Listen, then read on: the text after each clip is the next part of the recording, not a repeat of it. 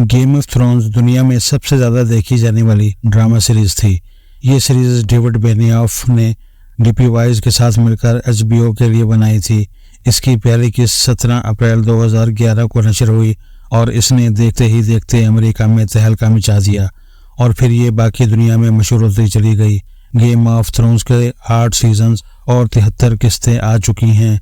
आखिरी किस्त 19 मई 2019 को नशर हुई और इसके बाद नाज़रीन आज तक 9वें सीज़न और 74वीं किस्त का इंतज़ार कर रहे हैं।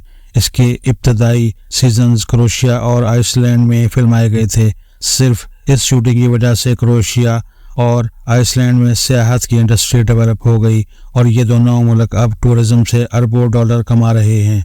इसके कुछ हिस्से स्पेन, माल्टा, मोरक्को और कनाडा में भी शूट हुए, जिसके बाद इन लोकेशंस की वैल्यू और सियाहत में भी इजाफा हो गया और मुकामी आबादी को करोड़ों रुपए का फ़ायदा होने लगा। गेम ऑफ थ्रोन्स ने दुनिया जहां के अवार्ड्स भी हासिल किए और इसे दुनिया की कामयाब तरीन और महंगी तरीन सीरीज़ का एजाज़ भी मिला। अब सवाल ये है, गेम ऑफ थ्रोन्स की कामयाबी की वजह क्या थी? इसकी सबसे बड़ी वजह तजस्सुस और लम्हा ब लम्हा बदलती हुई सूरत हाल थी। आप अगर एक बार ये सीरीज़ देखना शुरू कर दें तो तजस्सुस आपके जहन को जकड़ लेगा और आपको हर किरदार आखिरी महसूस होगा। एक विलन मरेगा तो आप महसूस करेंगे सीरीज़ ख़त्म हो गई, लेकिन इसके साथ ही दूसरा किरदार आ जाएगा और वो पहले किरदार से ज़्यादा आपकी तवज्जो खींच लेगा। हर हीरो की मौत के बाद नया हीरो आएगा और वो पिछले से ज़्यादा पावरफुल होगा। लिहाजा हम अगर एक फ़िक्रे में गेम ऑफ थ्रोन्स की तारीफ़ करें तो ये नेवर एंडिंग, न ख़त्म होने वाली कहानी है। इसमें एक के बाद दूसरा और दूसरे के बाद तीसरा किरदार आता है और ये पहले से ज़्यादा जालिम, ताकतवर, खौफनाक और साजिशी साबित होता है। ये बिल्कुल ऐसे ही है जैसे इंसान की सोच ले क़यामत के बाद खेल ख़त्म हो जाएगा, लेकिन इसे फिर पता चले क़यामत के बाद भी एक क़यामत होगी और वो पिछली से ज़्यादा हौलनाक है, तो इसका क्या बनेगा?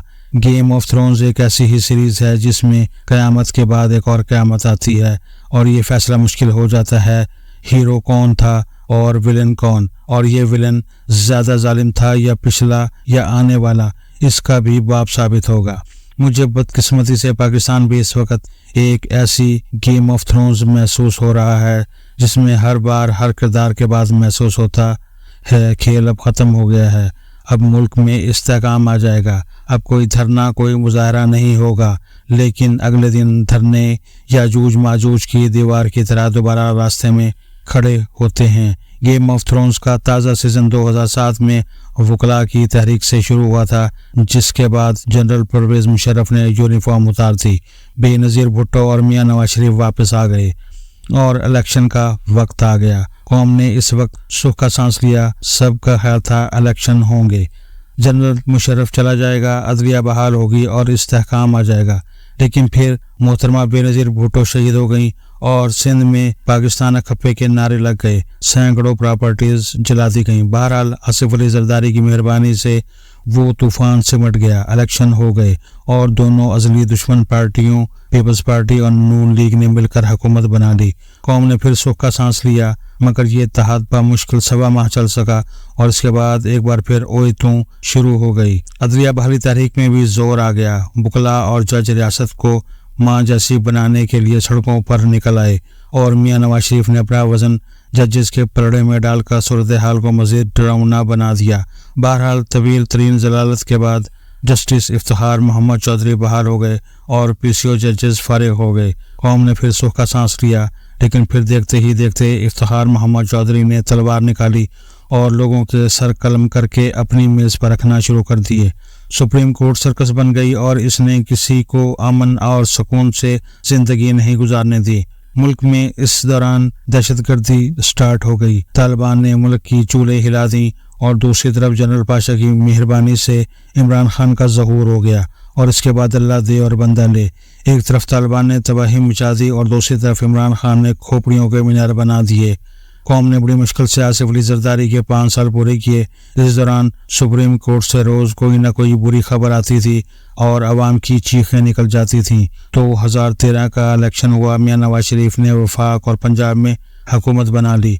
बानी पीटीआई को केपी और पीपल्स पार्टी को सिंध मिल गया। कौम ने फिर सुख का सांस लिया। हमारा ख्याल था अब इस्तेहकाम आ जाएगा, लेकिन फिर खान सड़कों पर आया और इसने धरनों के जरिए मुल्क की मत मार दी।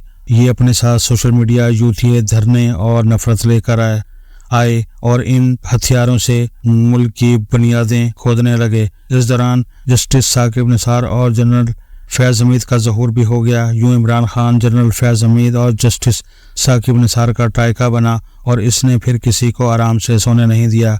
कौम के वो 5 साल भी मुकम्मल बर्बाद हो गए। गेम ऑफ थ्रोन्स के इस सीज़न के आखिर में 2018 के इलेक्शन हो गए और खान की हुकूमत बन गई। ये हुकूमत पिछली हुकूमतों से मुकम्मल मुख्तलिफ थी। बानी पीटीआई और इस्टेब्लिशमेंट एक पेज पर थे। अपोजिशन मुकम्मल तौर पर फारिग हो चुकी थी।